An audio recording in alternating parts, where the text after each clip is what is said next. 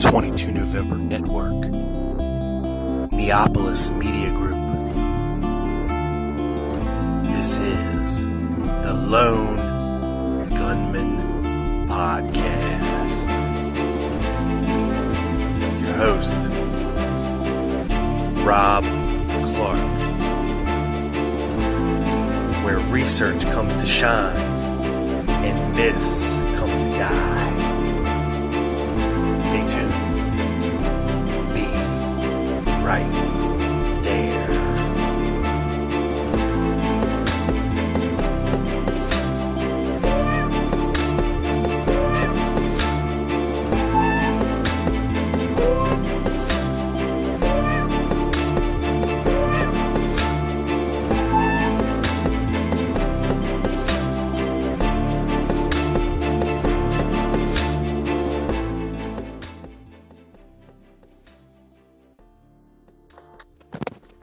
Hello, and welcome to the show. This is episode number 61 of the Lone Gunman Podcast. This is Rob Clark, your boy, at the helm of the ship. Today, a special show for you. I got a lone nutter coming back on the show, and we're going to get into it today. His name is Scott Maudsley. Maybe you've heard of him, maybe you haven't, but after this show, you will definitely know who he is. Scott approached me after my show with Steve Rowe, and was hoping for more of a difference of opinion. So that is what this show is going to be called. It's going to be called A Difference of Opinion, because that's exactly what we have on this show, as you'll soon find out when it comes to many aspects of the case.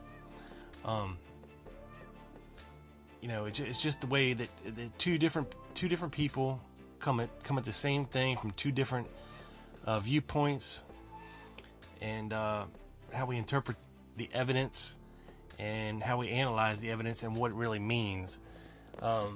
So I'm telling you, it's going to be a good show. It's a long one, the longest one I've done so far. It's a 2-hour extravaganza, and I hope you enjoy it. I do have a new announcement over on the website, tlgpodcast.com. I finally have a donate button up on the episodes page. Should be right there at the top or right at the bottom if you're on the mobile version. If you'd like to help me out, I always have audio issues, and which brings me to this point. Thank you to Scott for recording this episode on his end and sending it to me. The quality you're going to hear is much better than normal. So it's for things like that. I do this for free. I don't have a lot of extra money to put into this, to make it sound more like a real radio show. I've had a lot of people complain about the audio quality. Well, it's a podcast, okay? People, it's not Black Op radio. It's not FM radio. It's not even close to AM radio. It is what it is. So, if you'd like to help me out, buy me a cup of coffee, whatever. Every little bit helps. There's a donate button. I think you can donate through PayPal or whatever you got there. I would really appreciate it. Every penny will go to making this show better. I promise you. But enough of that. tlgpodcast.com for that. So anyway, here goes the show, people. I hope you enjoy it. Episode 61, A Difference of Opinion. What's up, everybody? This is your boy Rob Clark on the Lone Gunman Podcast, episode number 61. I have a very special guest today. His name is Scott Maudsley. He's been interested in the case for a while. He is of the Lone Nut Persuasion. So, the Lone Nut Persuasion. Yeah. Now Scott's a good guy. He reached out to me after I had Steve Rowe on the show. It wasn't combative enough for him. So hopefully we're gonna get into it a little bit better on this show. Anyway, welcome Scott to the show. How you doing, buddy? I'm good, buddy. I'm good. Thanks for having me on. No problem. And I remember when I first met Scott, I think you mistook my podcast for a lone nut perspective, didn't you? No, actually, no. I just watched, listened to the one episode, Nutter Island. So I didn't think you were a lone nutter yourself. Oh, okay. I thought the name fooled you there, and you're like, "What the hell is I that?" I have thought about that though. I was like, you know what? If I were to do a Lone Nut podcast, the Lone Gunman podcast would be like a really good name for it. But I can't do that because Rob Clark already got to that one. That's right. Yeah, Hey, way got to be enough ahead money of the outside. game. uh, Yeah, I get it all the time, man. People think, "Well, how the name of your show? You're just nothing but a lone nut, or you're a fake conspiracy theorist," and I get it all the time. But that's lame, dude. It's I know. especially lame because it's like if you talk to the guy for like 10 seconds, you'll figure out that's not the case. You know what I mean? Oh yeah, yep. All you gotta do is listen to the show a little bit, and you'll pretty much know it real quick. Yeah, pretty much. Just look at the titles of the episodes, you know what I mean? Yep. I really did like the Steve Rowe show. I had no idea that the guy was like old enough to have remembered those events and to have been there. The dude lived in Dallas. His mom worked at Parkland. That's so crazy, you know what I mean? Yeah, I mean, I didn't. I mean, I knew a little bit. I knew he was old enough, and he grew up there, but I didn't know about his mom working at Parkland. That's pretty interesting. And you know, when I asked, because I always thought, it's you throw these labels on people like lone nutter, you're a conspiracy theorist, but there is a lot of different variations Oh of yeah. conspiracy theorists and Oh lone yeah. nutters. It's hard to group them in. You know what I'm saying? For sure, for sure. I really did enjoy the Steve Rowe podcast, though. It wasn't necessarily that I felt it wasn't combative enough. It was just like, it's always nice to get like testimonial accounts of things from people that were close to those events in time and place, you know what I mean? But it's like you guys didn't really get into discussing the case all that much, you know what I mean? Yeah, well, he's from Texas, so it takes him a while to get around get around to making his point. But that's okay. Yeah, I enjoyed hearing about all that stuff too. Yeah, me It's too, me too. I talked to Dennis David, who was president at Bethesda when they received Kennedy's body there, and that was cool too. Just an old dude that had ties to the case and just sharing his memories and not necessarily getting down to the nuts and bolts of the assassination, but just their experiences in general. Yeah, yeah. I mean, at this point in my life, I'm in my early 30s, and it's like I've been interested in the Kennedy assassination for like more than 20 years, you know what I mean? So it's like at this point in my life, I'm kind of like really, really interested in the Kennedy assassination as like a cultural experience here in North American society, you know what I mean? Yeah. Well, what initially piqued your interest in it? Well, I became interested in it years ago upon seeing Oliver Stone's JFK. That's a Okay. really, really good movie. It's actually probably my favorite movie now that I think about it. And it's like, the cinematography, the narrative it weaves, it makes it seem like, oh my goodness, this is such a crazy thing, how could this have happened? It encourages you to want to like understand more. Yeah, but now I know a lot of a lot of people with the lone gunman perspective um, hate JFK because they feel it's not accurate at all. It's not. But it's like, what do you want? It's a Hollywood movie starring Kevin Costner and Tommy Lee Jones. Like it's nobody ever presented this saying like, here's an accurate account of history. It's a fictional movie.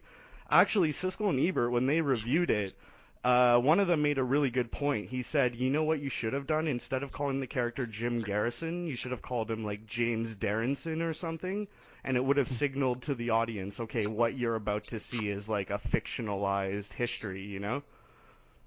It's like Yeah, that movie Primary Colors with John Travolta, right? Like he's playing this governor of a southern state, Jack Stanton, but really it's the story of Bill Clinton in the primary that he ran in, you know what I mean? yeah, yeah, Do something like that. But it's still a good movie, dude. I mean, if you don't know nothing about the Kennedy assassination or like the conspiratorial culture that surrounds it, I'd thoroughly recommend Oliver Stone's JFK. It's a good jumping off point.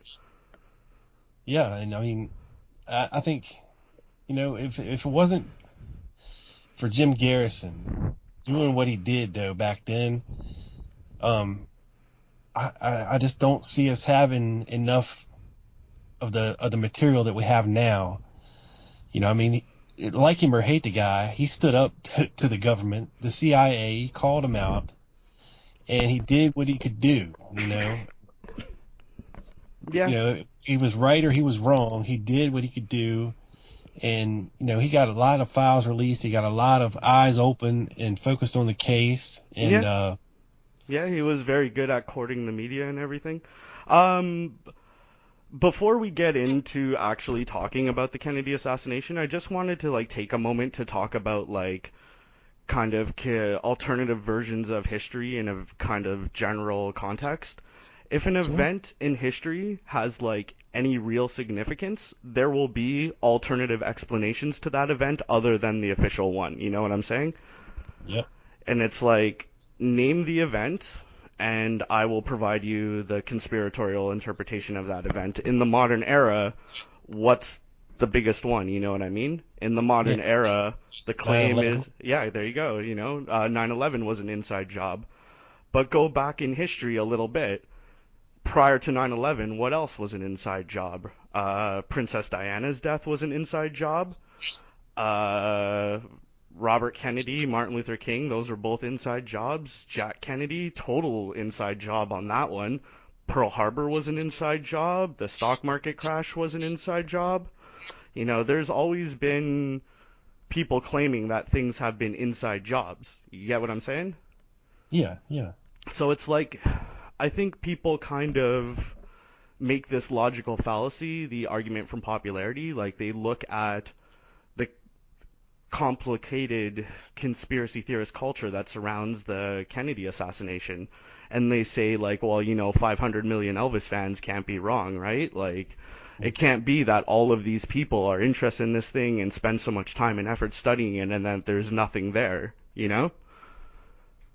Right. And like I was telling Steve, it wouldn't be like this if the Dallas police did their job, if the Warren Commission actually did something worth, putting out there. I mean, because they just basically did a data dump, said, here you go, here's everything that we found out. Plop it in your Yeah. lap, Yeah. you figure it out. Well, You like, know? I've read the 9/11 report. Have you ever read like a government report like that?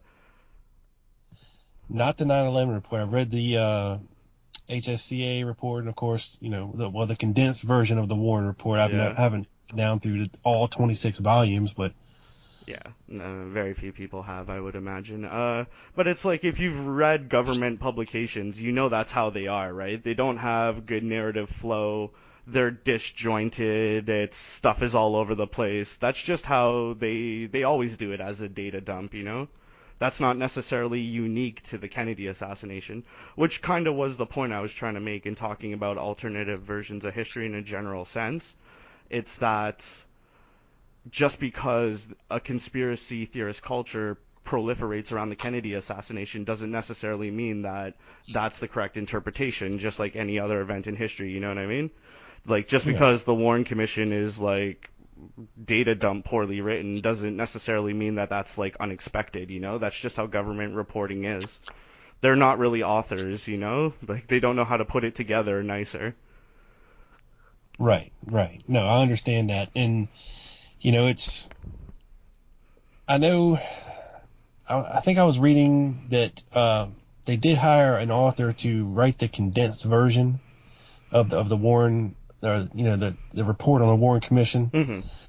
Like the 800-page, condensed version of events. Yeah. And I forget his name right offhand, and I forget what else he did. Well, whatever. It But doesn't really matter anyway.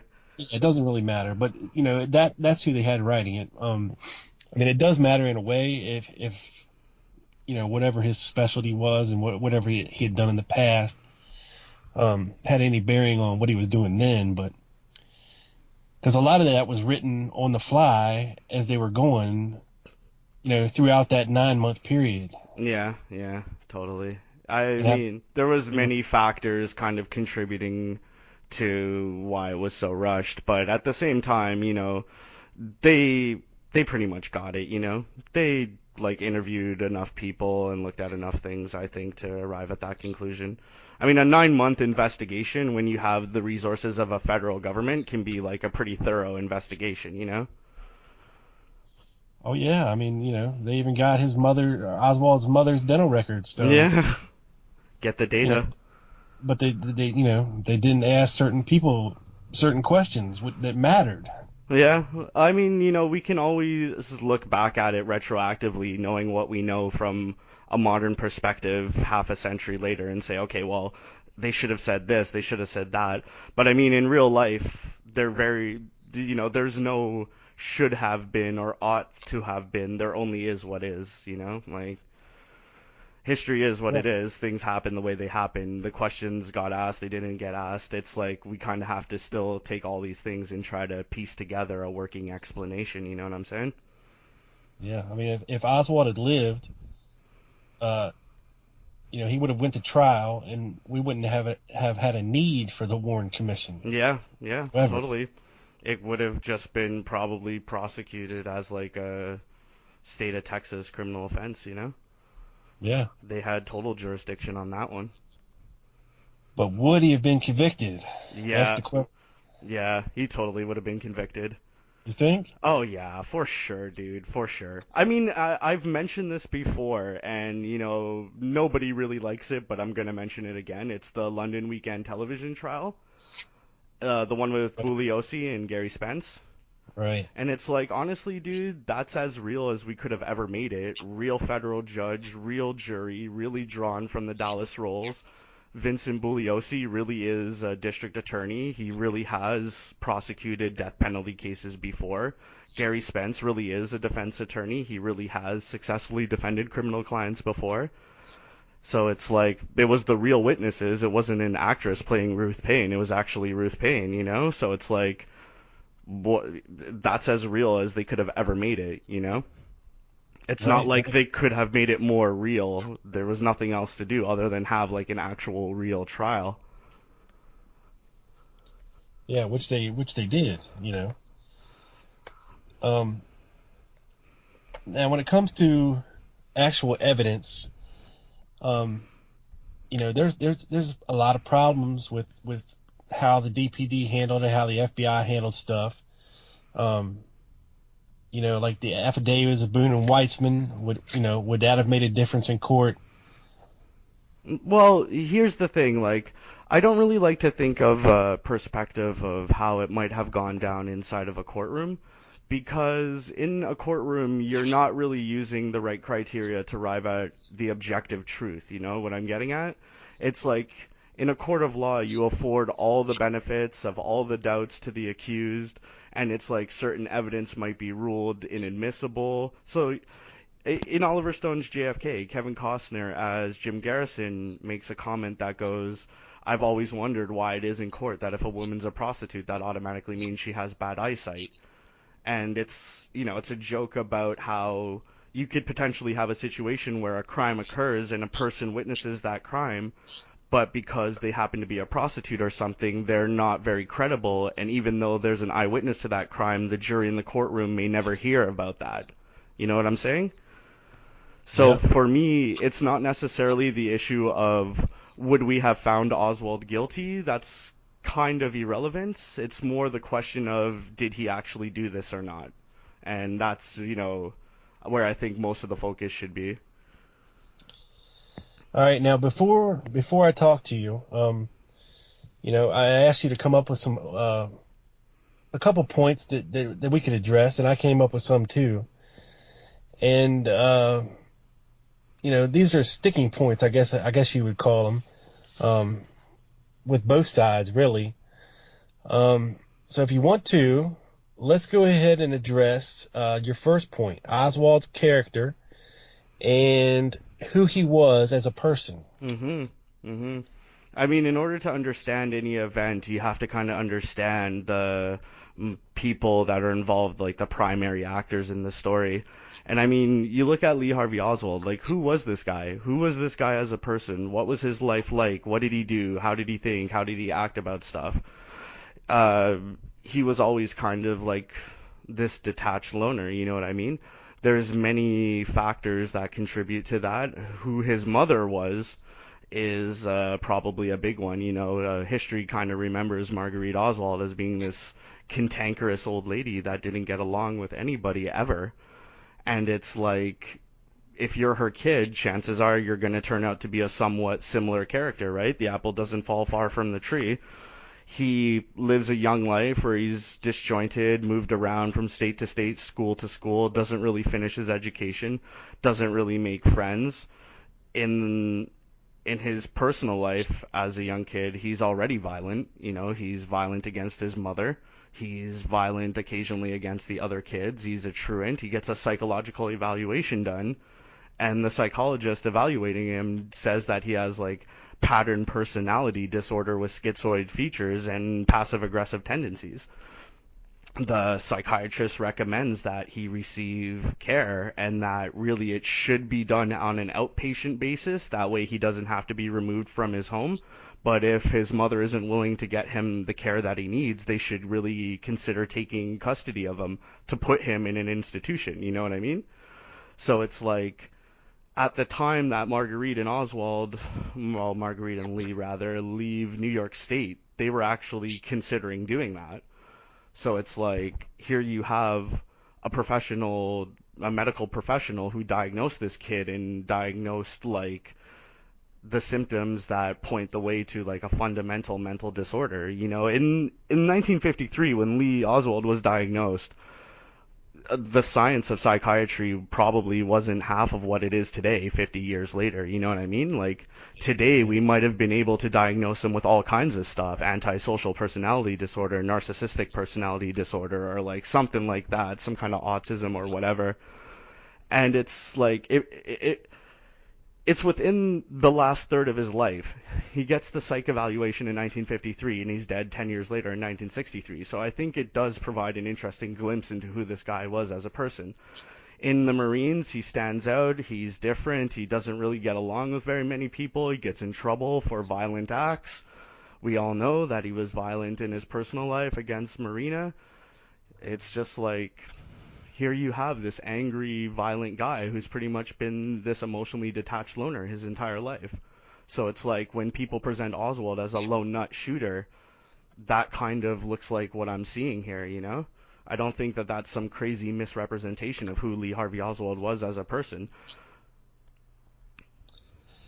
Okay, now I'll counter you with this. Like you said, 1953, psychological diagnosis, especially of a child who is at that time basically an only child with his mother, no father. He's in a strange place than he's used to, different than where he grew up, ripped away from his friends and his other family. It's hard to diagnose.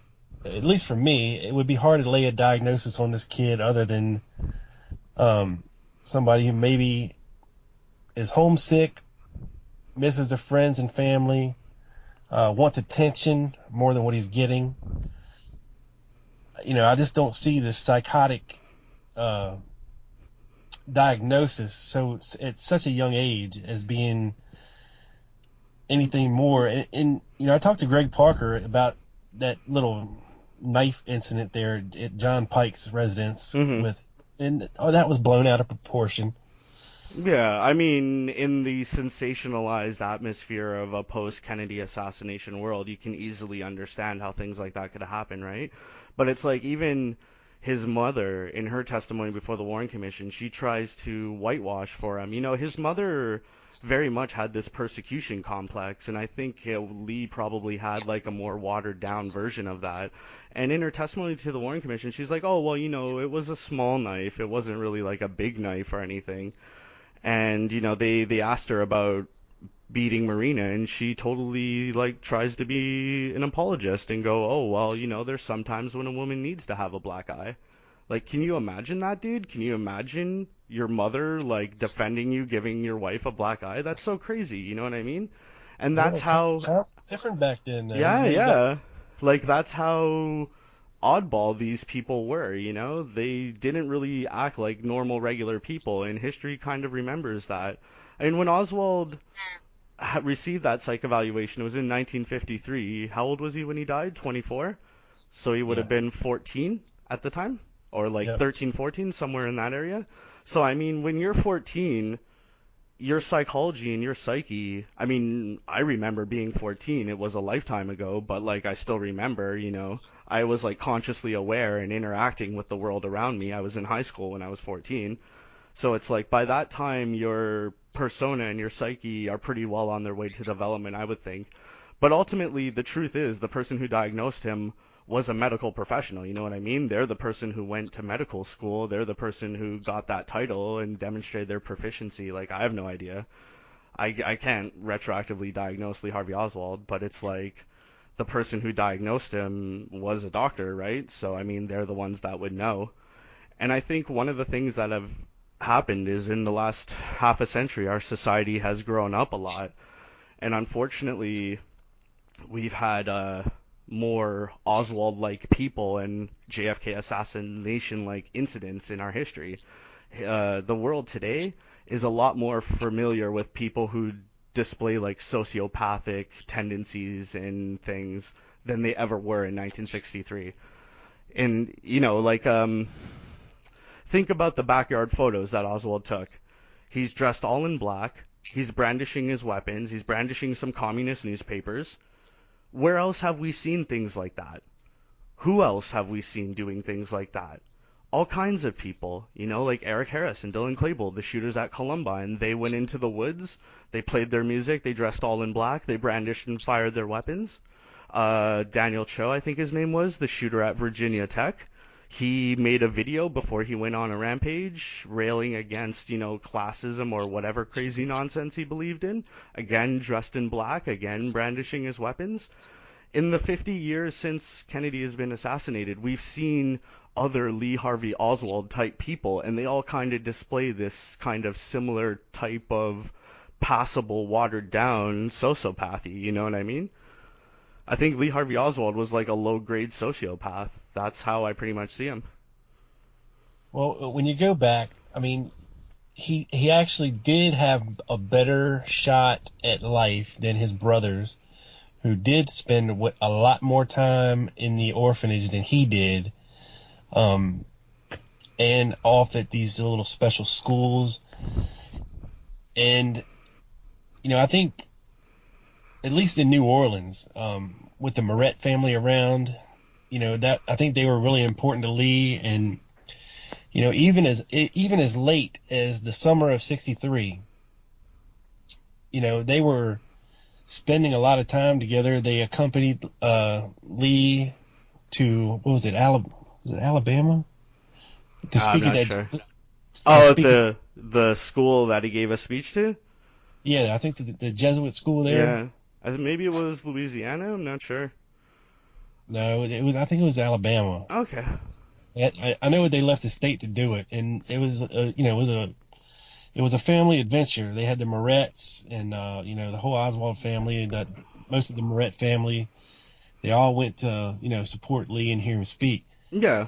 I mean, I don't think that I don't think that the guy was like a total nutcase, you know what I mean? Like, obviously he was capable of functioning in society, you know, but it's just like, I'm sure he had good times with his family occasionally, but he did have a disjointed family life, you know. His brothers weren't there a lot of the time. He didn't have a father, like we've already talked about. All these things, I think, contributed negatively to his personality and who he was as a person, you know. It's just like, he goes to the Soviet Union, he gets married to this woman, he has a kid with her, and then when he decides, you know what, I don't want to deal with this no more, I'm going to go back home, he's going to take her with him. Like, it doesn't seem to me like there was any consideration of, you know, this lady's leaving her home, she's leaving the only life she's ever known, she's leaving her friends, she's leaving her family, she's going to go to a strange land where she doesn't even speak the language, and she's totally isolated, totally dependent on him. And in that situation, what did he try to do with his relationship with her? He tried his best to keep her isolated, to keep her dependent on him. He didn't want her to learn English. He would physically abuse her, you know, like all the signs point to this guy being a violent person. If somebody asked me, Lee Harvey Oswald, was he a violent person or a non-violent person? I would say that guy was a violent person. Well, it's a big leap from somebody laying their hands on their wife a couple times to, assassinating the president, though. I mean, Oh it's yeah, I mean it's definitely not the same thing exactly, but I mean it shows a predisposition to use physical violence, right? I mean it shows that you're not above doing such things, you know, you're not above punching your wife. If you can be violent and be physically aggressive to the people that are closest to you, why couldn't you do it towards some kind of like disembodied authority figure? well, true. I mean, but I think anybody really, if they're pushed hard enough, is capable of doing something like that. I mean, not that we all would, but No, you know, definitely. I mean, everybody in their life gets like into scraps as kids or, you know, maybe has a violent incident here and there in their life. But what I'm saying is like this guy had a prolonged history of violence, and when we look, we can go back and find instances of that from his earliest days, whether it was slapping his mother or chasing his sister-in-law or however exaggerated that incident may be, or, you know, beating his wife, or the incidents in the Marine Corps. Like, at every stage in his life, there's violent episodes. maybe, or was it for attention, or at least in the Marine Corps, uh, I don't know. Well, It's the attention he got in the Marine Corps for his violence was extremely negative. He was in the brig, you know what I mean? Yeah, So it's like, I mean, even if it was for attention, again, that's like pure sociopathy, dude. You're getting violent because you want attention, and you don't care how you get that attention by acting good, by acting bad, by acting out. You know, all it matters is that you get attention and you get recognition, right? Doesn't that go a long way towards explaining why Oswald did what he did? true. Which brings us to one of my points, Okay. and let's see. I wrote all these down here, but it is the defection Mhm. to Russia. Mhm. How could that be anything other than an intelligence operation? Because it doesn't make sense for it to be an intelligence operation. Sure it does. No. Why? What's he doing? What's his intelligence gathering mission? Okay, here you go. All right, here we go. Here you go. All right. Okay, I've seen let's see, documents with CIA code names for operations that they've done, Redskin, Red Sox, Mhm. and these were done by the CIA Like in a order to false to defection program. yeah, false defector program to get people into the country and to see just how far they could go. Not necessarily, maybe offer them out as a dangle to Soviet intelligence to try to, turn them. It could have been just, see if you can get over there, see if you can get in, see how long you can stay, you know, reconnaissance, tell us what you see, stay as long as you can, and then get out. Yeah. I mean, it's like spy versus spy in Mad Magazine, right? There's the black spies and the white spies. And the white spies, everybody knows about them. They're in the country legally. They've got like a student visa or a diplomatic cover. And they're not doing anything like covert, you know? They're just like talking to people on the street, reading the newspaper, living in society, and then typing up their report. And that's totally fine, right? Everybody knows about the white spies. But then you also have the black spies, and the black spies are like covert, you know, like they show up with a fake identity and they're there to do like something sinister or recruit people or infiltrate their intelligence network or whatever. So it's like I just don't understand how Lee Harvey Oswald could have been either of these things, you know what I mean? Like he shows up in the Soviet Union with his real ID, using his real name.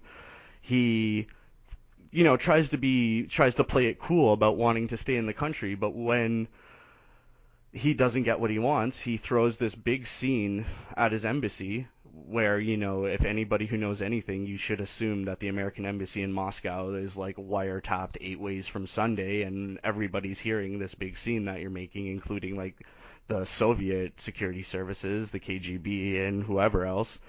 And it's just like, what kind of spy would act like that? You know what I mean? He had a diary that he kept with him, and when he found out that he had to leave the country, he's like, oh, I decided to end it, you know? Like, I think that's a big issue with the claim that Oswald was an intelligence operative in the Soviet Union. That guy tried to kill himself, dude. He tried to kill himself, man.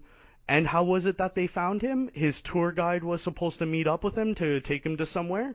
And she was like, oh, he's late. I'm going to go talk to the hotel staff and get them to open the room. And when she goes into the bathroom, she finds him unconscious in the bathtub filled with blood. You know, the guy's trying to kill himself. The doctors at the hospital felt that his suicide attempt was a legitimate attempt.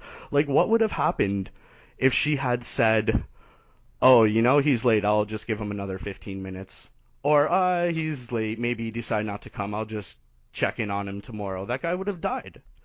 So, I don't really see what part of the mission was that, you know, the part where you slit your wrist in a bathtub at the Metropole. Yeah, but it worked, didn't it?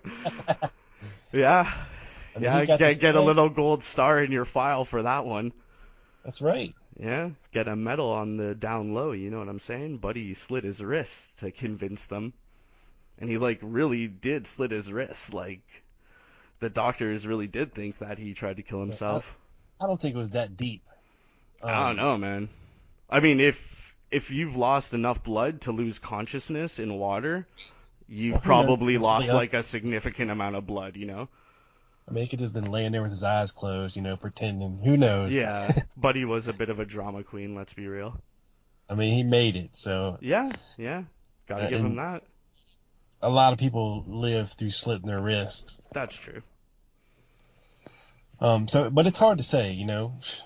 No, I can't really plug that into like a logical narrative, you know what I mean? I don't understand why they would do that, or even if they were doing that, why Oswald would behave the way that he did, you know? I mean... Well, I know that Joan Mellon had uncovered that he was debriefed on his return from Russia. He was sat in a room, he was given a map of Minsk or wherever the hell it was, and told to, you know, okay, plot on here everything you can remember. You know, he had taken pictures while he was over there. You know, things like that. Tell us what you know, blah blah blah. Nothing major, you know, just you know, he wasn't taken to CIA headquarters or anything. He was just debriefed. Yeah, but that's to be expected. You know what I mean? In a situation like that, they should have locked his ass up. Well, I mean, you look at the diplomatic cable from who was it? Richard Snyder, the American ambassador to the Soviet Union. He's got his relatives stateside making waves with their elected officials trying to expedite his return. You know, if you want to get like crazy technical about it, he didn't really renounce his citizenship. He just put on a big drama queen performance and threw down his passport. But in the diplomatic cables that Snyder sends back to the State Department in Washington, he says, you know what, honestly, I think this is just a stupid young kid who made a stupid young kid mistake. The reality of living in the Soviet Union has had a maturing effect on this guy, and we should let him back, you know? So it's like, maybe he should have been prosecuted or whatever, but I mean, the truth was he didn't go AWOL, and he could always, you know, people that are like very, you know, sociopathic like that, they're very slippery, you know what I mean? They always kind of leave themselves a little wiggle room to say, oh, well, I didn't say that, I said this, you know? So it's like, he could always make the argument that, no, I just made some anti-American statements, I didn't really renounce my citizenship.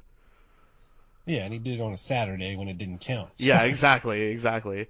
And I mean, I'm not sure about the legal technicalities of it, but it's like, if you're a naturally born American citizen, you can show up at an American embassy in some other country and make a big scene and throw down your passport, but I don't know if that has any, like, legal effect, you know?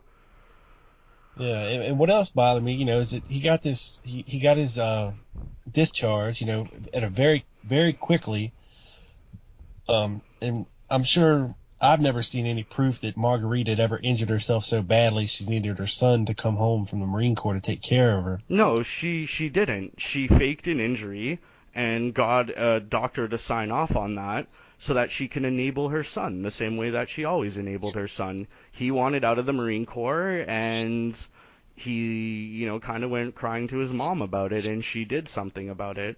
Sorry, just before we get off the topic of Oswald in Russia, well, I mean, I don't think we're going to get off the topic of it, like, immediately. I just want to make a quick point. Look at the correspondence between Oswald and the State Department when he's trying to immigrate back to the United States. He's telling them, okay, you know what? I'll come back to the United States under these conditions. And he's like, one of them is that I don't receive any criminal penalty for anything I might have done. And it's like, if this guy were an operative of the government, why would he be doing things like that? Like, why would they be having this kind of relationship with the ambassador? When somebody's in a country to spy, the last place that person goes to is their own country's embassy, unless it's, like, all gone wrong and you're, like, running from a hit team or something, Even then, you probably still shouldn't go to the embassy because that's really bait out. But what if he didn't even know he was a spy? What if he was just then he would be a pretty ineffective spy if he didn't even know he was supposed to be spying. You know what I mean? Just told him, that, look, we need you to do this. We know you've been taking Russian. Look, we're gonna send you into Russia. Try to get you to stay there as long, because the route he took, Scott. I mean, it was a long circuitous route. Yeah. Around the world for this. He didn't go around the world. He went across the Atlantic to Europe, and then from Europe to Scandinavia, and then from Scandinavia to the Soviet Union, right? Well, yeah. I mean, I think he went through Finland, but he knew the correct route. It's not like you can show up at the border and be like, all right, let me in. He went through all the charade of the Albert Schweitzer College and all this crap. I mean, I just don't see how he could have done that on his own. Figured all that out, and so efficiently planned to get there and execute it and get into Russia, within a very short period of time. Yeah, that's actually a really good point. But I mean, the same thing, it's like, if we don't understand something, then the best we could really do is say we don't understand it. You can't really go, like, conjecturing about possible conclusions. Maybe he got into Russia so easily because he was on an intelligence operation. They already had this entry plan ready for him, and they're like, okay, you're going to go here, then you're going to go to there, then you're going to go to this council, then you're going to get your visa, and then you're going to cross in by train. But I mean, he might have, Lee Harvey Oswald was not the smartest guy, but he also wasn't, like, necessarily a bumbling incompetent either. You know what I mean? The guy read a lot. He was knowledgeable about world affairs and things like that. He might have had kind of weird and, a bit eccentric views regarding those things. But at the same time, it's entirely possible that he just read somewhere that if you're a tourist going into Russia, this is probably the easiest way to do it, is by making a land crossing through Finland. And actually, the Soviet Union did have tourism, right? Like, even in the height of the Cold War, it was possible to go to the Soviet Union as a tourist. Ruth Paine and her church group were thinking about doing that, and other people had done it, like cultural exchange and stuff like that. It wasn't, a significant number of people or, like, happening all the time, but it was possible. Yeah, but it wasn't a long-term stay like he was doing either. That it was just a week or two, and then get the hell out. And we're watching the whole time you're here. yeah, pretty much. Yeah, it's like traveling to North Korea is today, I would imagine. But I mean, it still was possible. You know what I mean? There's always going to be unknowns and uncertainties about any complicated thing in real life. We can always sit there and say, well, what about this? What about that? How did he know this? How did we know that? Like, who knows, dude? Who knows? And don't forget his Freudian slip when he was on the radio down there in New Orleans. You know what I'm talking about? No. Yeah, he was being interviewed on the radio when he was down there in New Orleans. Latin listening post, that one? Yeah. Okay. Yep. And he kind of let slip that he was he says, I was under the protection of the State Department in Russia. And then he went back and he said something different. Yeah, I mean, people... Honestly, it's just like I don't think you should view that as him. If he actually were a State Department asset, would he be on the radio being like, "Well, I was under the protection of the State Department," you know? Just like how his mother exaggerates things to kind of puff up her end of it. I think Oswald did similar things like that too. He was in contact with the State Department, but he wasn't under their protection, you know? And I mean, if he really was under their protection, he probably wouldn't be talking about it on the radio. And, you know, you got the fact that he's stationed at Atsugi, which is a big CIA outpost in the East. And, you know, just happens to house the U-2 spy planes, which one just happens to, the Russians happen to bring one down while he's there. Yeah. But it's like the Russian SA-2 surface-to-air missile system. That's the weapon system that brought down Francis Power's U-2 over Soviet Central Russia. It happened I think 6 months or so after Oswald arrives in the Soviet Union. So it's like, let's say he did have technical knowledge that he could have given the Soviets that would have allowed them to, I don't know, upgrade their equipment or whatever to hit the U-2. If he had given them that information on day one, is 6 months really enough time to break that down and apply it in practical application in the field? Maybe not. But the truth is, I think the Soviet SA-2 system was just capable of engaging targets at that altitude.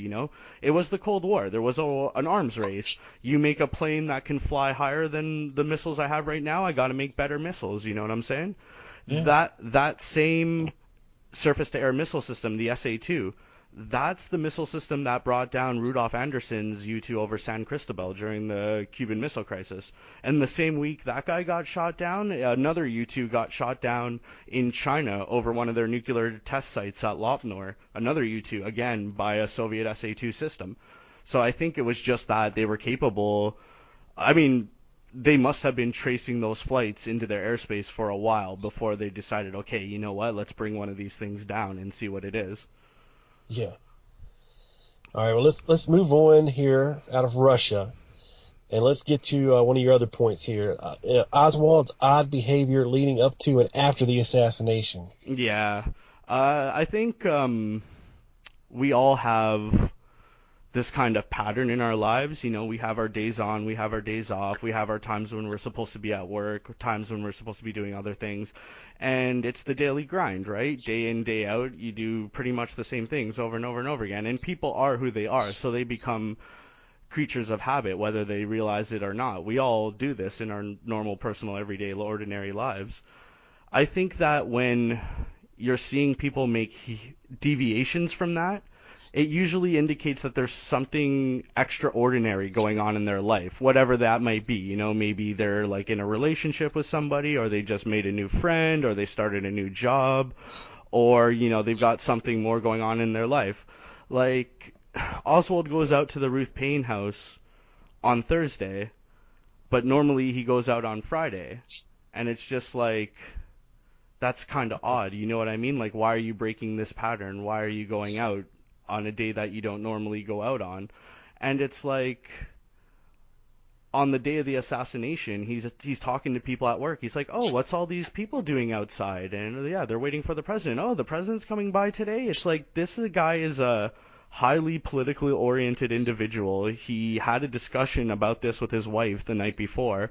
He obviously knows the president's coming by today, but he's trying to lay the foundation, so that later on he can be like, oh, golly gee, I didn't know anything about anything. And then after the assassination, he's definitely behaving odd, you know what I mean? A history-making moment takes place right outside of your workplace. Some of the people you worked with witnessed it. You're an extremely political-oriented individual. You don't stop to talk to anybody. You don't stop to say two words to anybody. You don't stop to mention to your boss, hey, I'm taking off for the rest of the day. You just dip out in the middle of the day and go to catch a bus, and when the bus isn't moving, you take a cab, this is all very weird, Then he gets his gun and he goes to the movies. Oh, I'm just going to grab my gun and go into a movie theater halfway through a movie, this is all very odd behavior. All right, well, to go back a little bit, I thought Ruth Payne had made it clear that she didn't want Lee there that weekend because it was her kid's birthday that weekend, and they were going to have a party for her kid. and didn't want him around that weekend. Well, maybe that was the case, but it's just like, even if that were, why would you go out on the Thursday? You know what I mean? I mean, is it just a coincidence that he broke his pattern and went out on the day before the president got shot? Like, he has a weapon, and it's in Ruth Payne's garage, and the next day that weapon's at his workplace, you know? So it's like, are those things not related? Well, don't you think he would have got it out of there before the day before the assassination? If you know what I'm saying? Yeah, like, yeah. Maybe planning better. Yeah. I mean, maybe he should have planned it better, but again, you know, like things happened the way they happened. You know, maybe because he knew that, maybe because he knew that Ruth Payne didn't want him out there on the weekend, he had to get it before. So the earliest he could have found out about this was like what, Tuesday, Wednesday, that he'd have the opportunity to do this. So he'd have to, you know, commit to doing that inside of his own mind at some point or another. And then maybe by the time he was like, got himself fired up enough and was like, okay, I'm seriously going to do this thing, there was not enough time, and he had to go out on Thursday to get it. All right, which brings me to one of my points.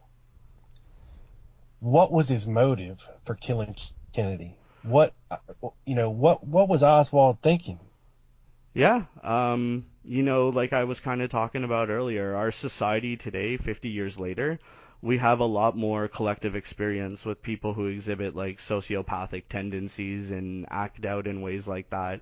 I mean, you can look at the example of any like high profile murder, you know, look at Lee Harvey Oswald. What was his motive for killing Kennedy?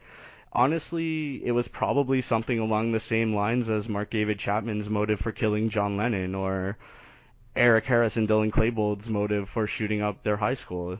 You know, the crazy. Sorry? I mean, yeah, bro. Crazy? Well, like, you know, Eric Harris and Dylan Klebold, they might have had serious mental health problems, right? And they might have been pretty nuts. But it's like they were still capable of functioning in society, you know what I mean? Like, they went to school, they knew people, they got dressed in the morning, they weren't like total raving lunatics, you know what I mean? Mark David Chapman sat outside of John Lennon's apartment with an album waiting to get it autographed, you know?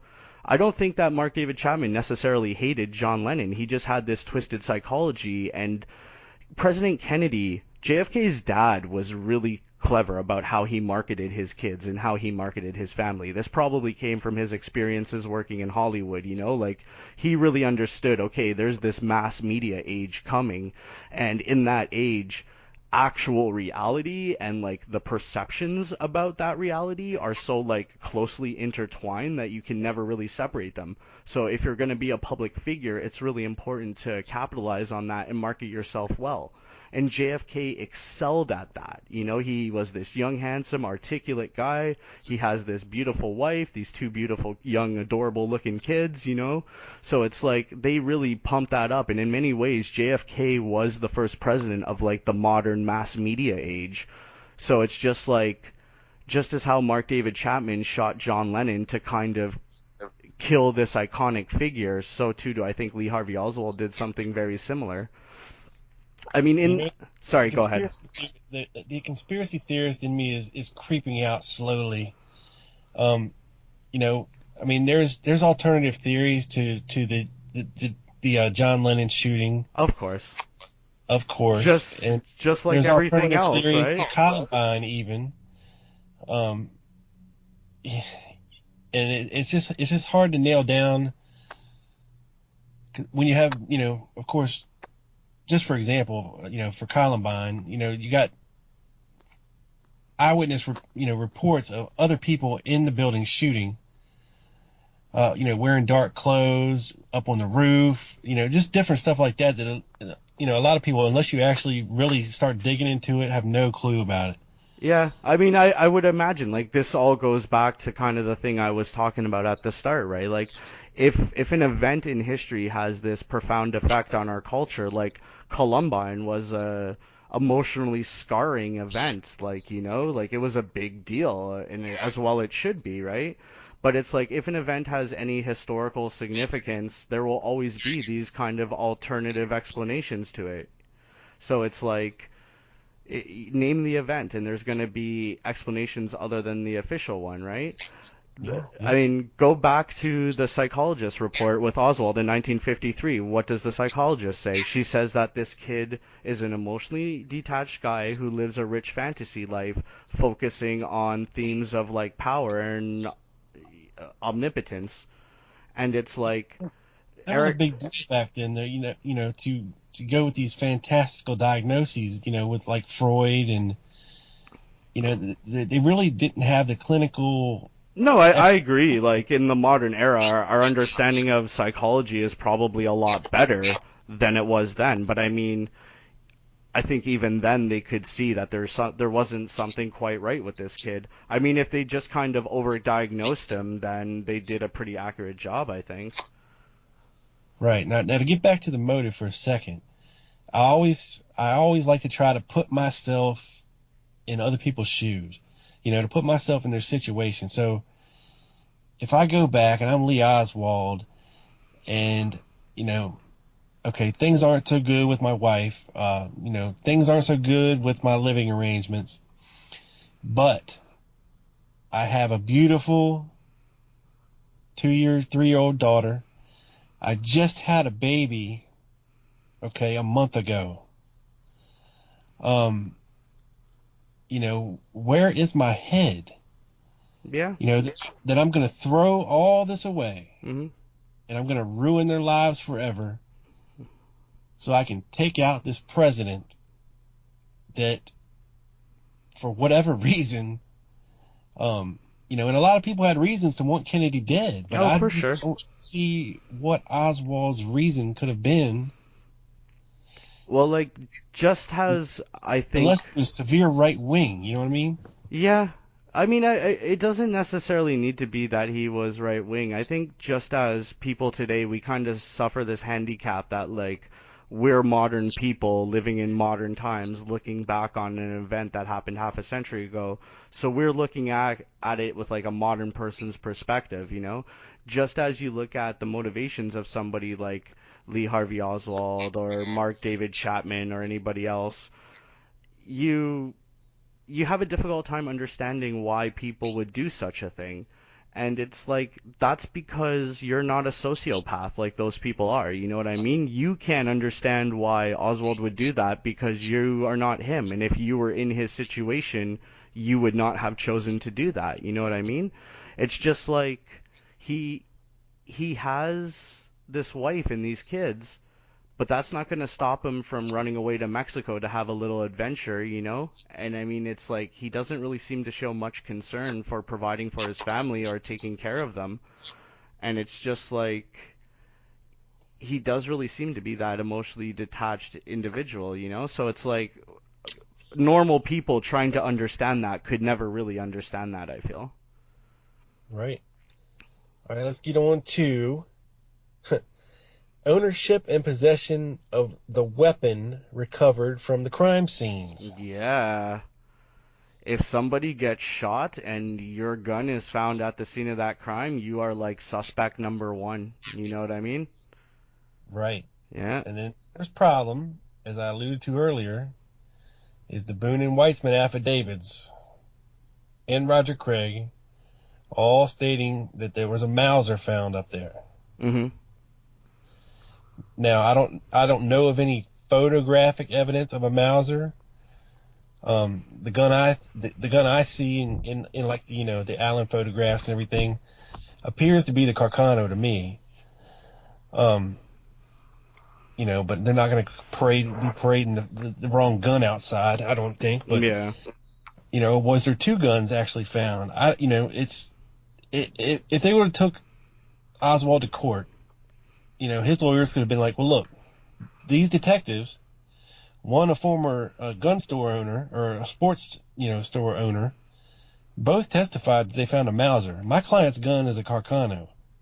Yeah. This doesn't make sense. But like, if there was a trial, they could just put that detective on the stand. Detective, is this the weapon you saw in the depository that day? Yes, that's it. And did you identify this weapon as a Mauser? Yes, I did. Would you like to amend your statement? Yeah, at the time it looked like a Mauser to me. So I guess I must have just like conjectured about it, and it has since been identified as a different type of weapon, you know? Like on the stand in a real trial, they could have very easily clarified that. And it's just like let's for a second assume that there was a conspiracy. Why would there be two guns there? There's not supposed to be two guns, you know what I mean? Did the conspiracy drop the ball on that one? You know, they didn't get the Mauser out of there in time for whatever reason. Like, if you're gonna have a shooter in the depository, why don't you just have him using Oswald's rifle if you're trying to set him up anyway, you know? And it's... Well, they might have Sorry, left go ahead. Oswald's rifle in there and actually shot with the Mauser, or vice versa. You know what I'm saying? Yeah, but then why did they leave the Mauser there? Well, it's not like you can go walking out the building with a rifle. Well, like, you take it into the stairwell and you break it down real quick and put it in a backpack or something. Like, you don't leave another weapon other than the one you're using to frame the guy that you're framing assembled and at the crime scene where it could potentially be found. Right, and I've read some stuff on this, and there was allegedly a rifle found on the 5th floor in what was it? It's like a I don't want to say like a laundry basket, but something kind of like that. In the depository? Yeah. I don't know. I've never heard that one, dude. I'm not familiar with that claim. But it's just like anytime you have a claim about something, you know, you have to look for ways to independently and objectively verify it, right? These guys claim I saw a Mauser rifle. I mean, depending on how technical you want to be about it, the Carcano is a Mauser-style bolt-action rifle, right? So if you identify it as a Mauser rifle, that's not necessarily an incorrect identification. It might not be made by the German company Mauser, but the truth is the bolt-action rifle design was perfected by the Mauser brothers in Germany by the end of the 19th century. So it's like any bolt-action rifle produced after that time that's Mauser style will have similar features, even if it's an Italian rifle, you know? For identifying the rifle, though, I mean, common sense would tell you to look for the stamp on it, you know, to see who made the gun. And just like Roger Craig said, it says right on there, you know, 7.65 Mauser. You know, there's a famous clip of him saying, it says right on there, Mauser, 7.65 Mauser. Yeah, but it's just like he's made the claim. Well, I saw a rifle and the rifle had Mauser stamped on it. Okay, great. Where's that rifle? Where's the photographs of it? You know, like I don't have anything to go on other than this one guy making this claim, or like these two guys making these claims, you know? There's no way to verify if what they're saying is true or not. No.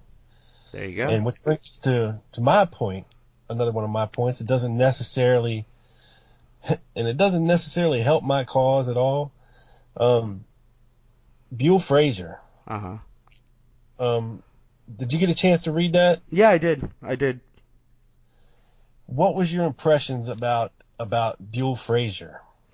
I think that it relies on testimonial evidence, you know what I mean? And I remember from your podcast with Steve Rowe, you were saying that you recently found out about how unreliable eyewitness accounts can be. Yeah. So if people just saw. Yeah, as far as what people just saw, not necessarily what they just experienced, you know, as they're telling you what just happened, but as far as details when it comes to, you know, what color shirt the guy was wearing or which way this person walked or, you know, stuff like that. Yeah, I can understand what you're saying. But it's like, there's the two testimonial accounts from their coworkers at the depository. One of them is like, oh yeah, I think they were friends. I think he gave him a lift to work every single day. And the other guy was like, I don't really know whether or not they were friends. I don't know how frequently he gave him a lift into work. So it's like you got the two accounts from their coworkers. One of them doesn't really support the claim that they were buddies at all.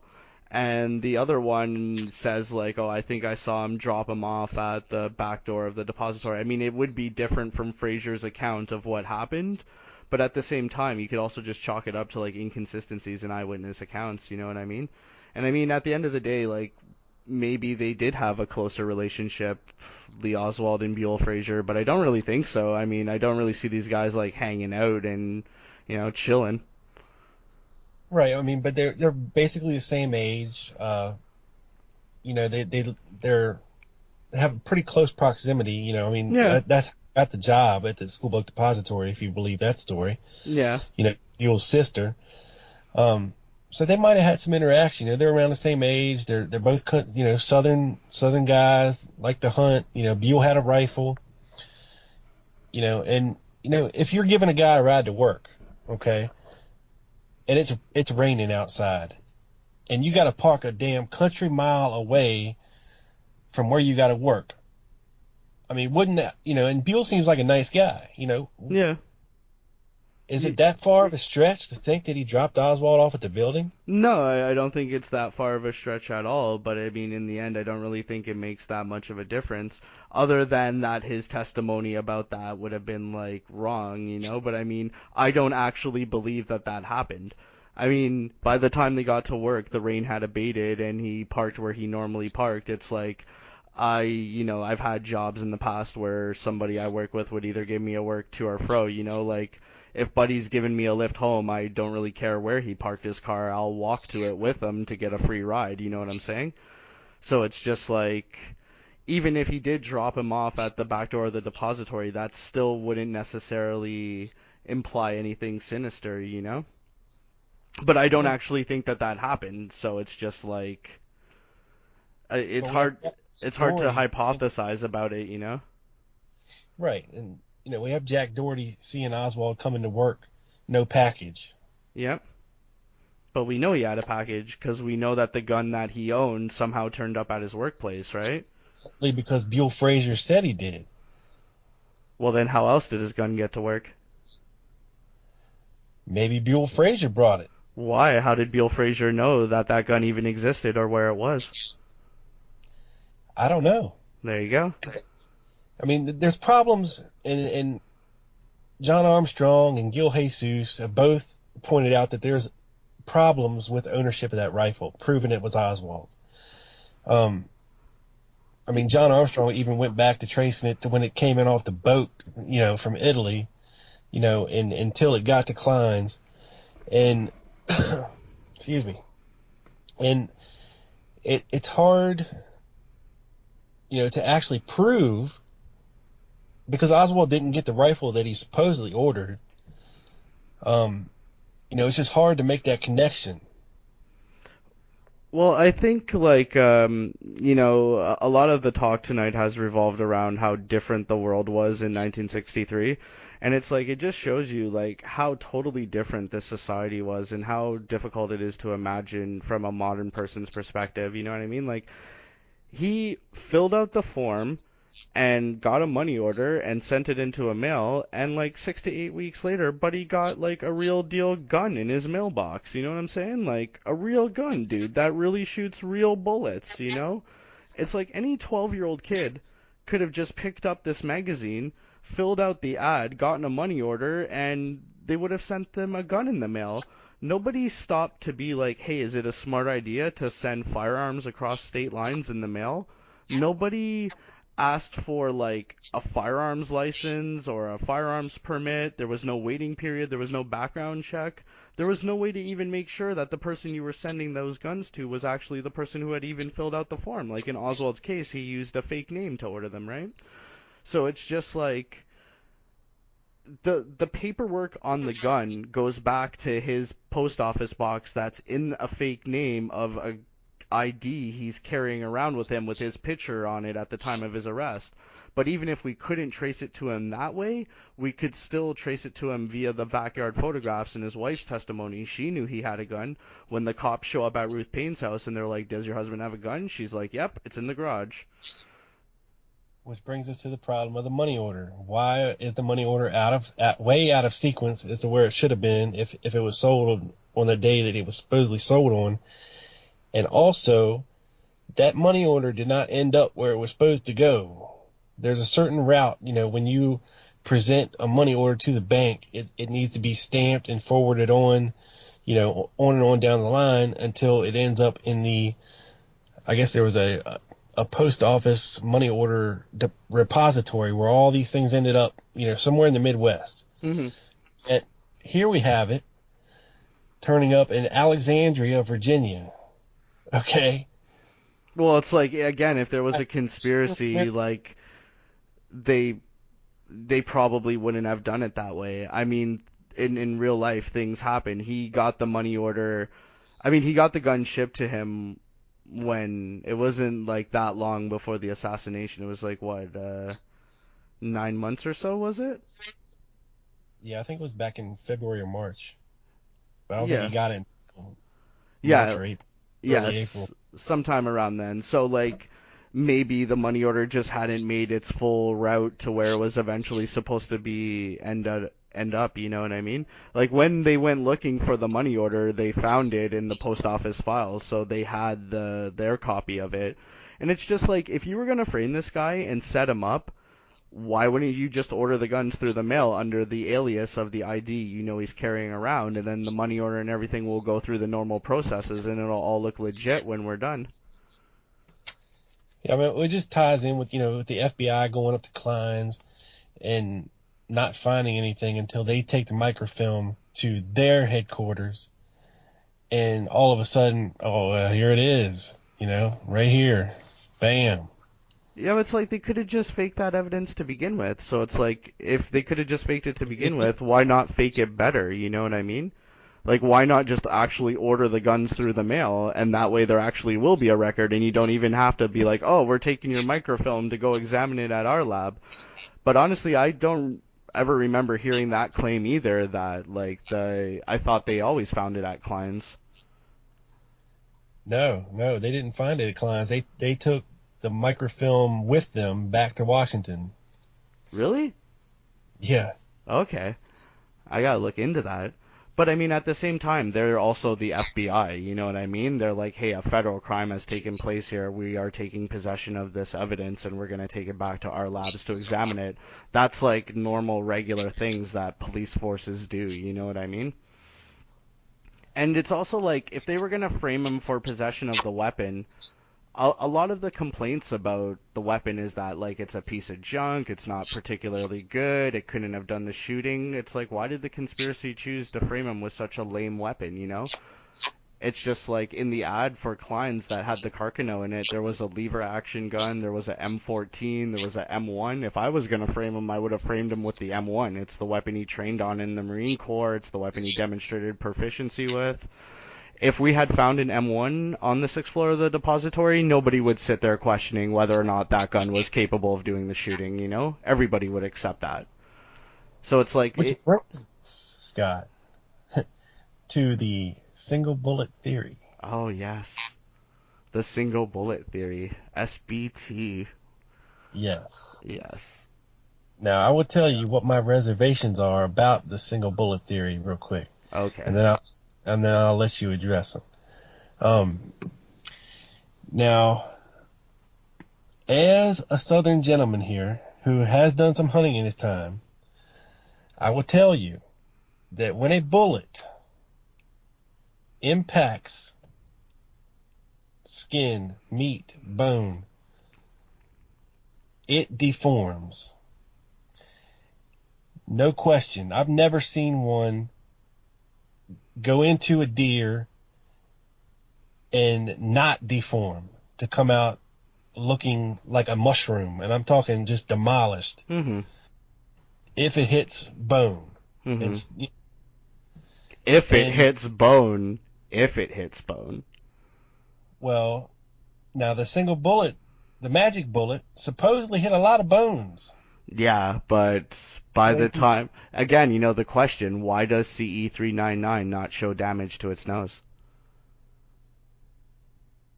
If it went flying into somebody and it hit a bone, why isn't its nose demolished? I mean, the people who planted CE-399, did these people not know that? Did they not know that the bullet is supposed to look really mangled? I couldn't tell you. I mean, unless, it allegedly didn't hit bone in Kennedy, but it broke Connolly's ribs. Mm-hmm. It shattered his wrist and embedded in his thigh. Mm-hmm. That's a lot of damage to go through, especially going through a torso, breaking ribs, mm-hmm. going through a wrist. I mean, there's lots of bones in the wrist. and then finally embedding in the thigh. That bullet, there's no way in hell it would look that good. I don't think. Well, I mean, I think one of the really interesting things about CE-399 is, like, in all the discussions I've ever had about it, nobody ever really stops to mention the fact that this projectile functioned in, like, exactly the way we would expect it to. Projectiles have a full metal jacket as part of the Geneva Convention. It's to try to minimize the amount of damage you do. The idea is that if the round can stay intact as it goes through your body, if it doesn't like hit anything vital, you might just be incapacitated but not injured fatally. So it's like we would expect this round to function in exactly the way it did. We would expect it to go through Kennedy and then come out on the other end. And when they've done testing for this, they find that it's usually as it comes out because of like contact with matter and stuff like that. Its telemetry data is all messed up and it starts to yaw and rotate and begin to tumble, if you will. And that also explains why the entry wound on Connolly's back is elongated, because the bullet didn't hit him nose on like a regular normal bullet would. It hit him when it was flying sideways. That also explains why there's damage to the side of the round and not the nose. Why is the nose of CE-399 not damaged? It's because of the single bullet theory. One of the good hallmarks of a good theory is that it will make predictions, and later on you can verify those predictions. If the single bullet theory is the correct explanation, then the prediction it makes is that the bullet should not show damage to its nose. It should have been tumbling, and it should show damage to its side and to its base, which it does. Right, which I could see if it was a pointed nose bullet and not a rounded nose bullet. I mean, a rounded nose bullet would tend to mushroom a lot easier than a pointed nose bullet. I mean, the pointed nose bullets are designed to penetrate and keep on going. Mm-hmm. These rounded nose bullets can they're very, they fragment very easily. Actually. Oh yeah. If they hit bone, like they'll fragment like mad crazy. Yeah, I mean they're not very Geneva Convention friendly. And what was I going to say about this? Oh, Connolly. Connolly maintained his whole life that he was hit by a different bullet than hit Kennedy, because he maintained that, he heard the gunshot, and as he was turning, that's when he got hit. Yep. But he always maintained that it wasn't the same bullet. It's anecdotal testimonial evidence. So it's like there is a way to verify it, you know what I mean? Like the testimony of John Connolly doesn't necessarily conflict with the single bullet theory. He just happens to, mention, well, I believe that I got hit with a separate round, but it's just like he didn't. The first shot missed, the second shot's the single bullet, and the third shot hit Kennedy. So it's like even his testimony, it still confirms what we think happened. All right. I mean, like, imagine you're out somewhere and somebody starts bailing spray and a bunch of people get hit. And later on they're asking you about it and you think, well, I got hit with another bullet than somebody else might have gotten hit with. But later on it turns out that that person happened to be standing in front of you. And even though you thought you got hit with the other bullet, the truth is that bullet hit them, went through them, and then hit you. You just didn't notice it at the time. This is especially easy to happen if you're both, like, facing the same direction and you can't see the guy behind you. Right, but Kennedy was already clutching his throat at this point when Connolly turned around and looked.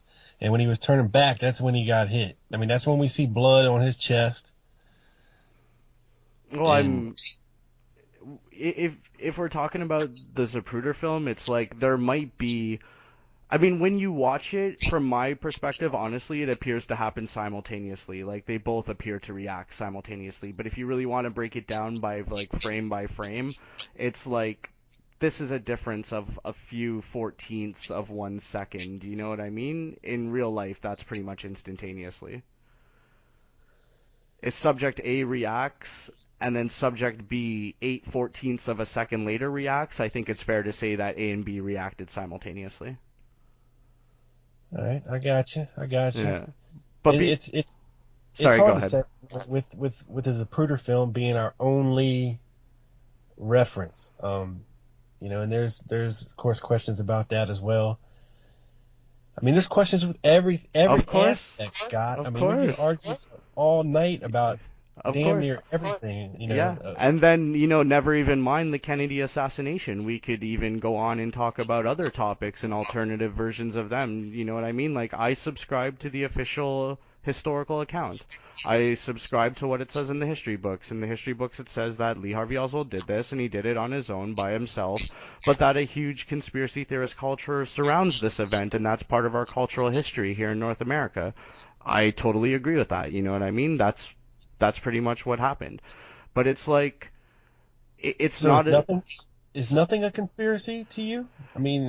Oh no, like, there's definitely been conspiracies, you know what I mean? But it's like, when a conspiracy theory is proven, it's not really the conspiracy theory anymore. It's become like recorded history. There was a time when the idea that the president was involved with the Watergate break-in was this crazy conspiracy theory, but it actually wasn't a conspiracy theory. It turned out to be true. Now we just record that as like regular, normal history.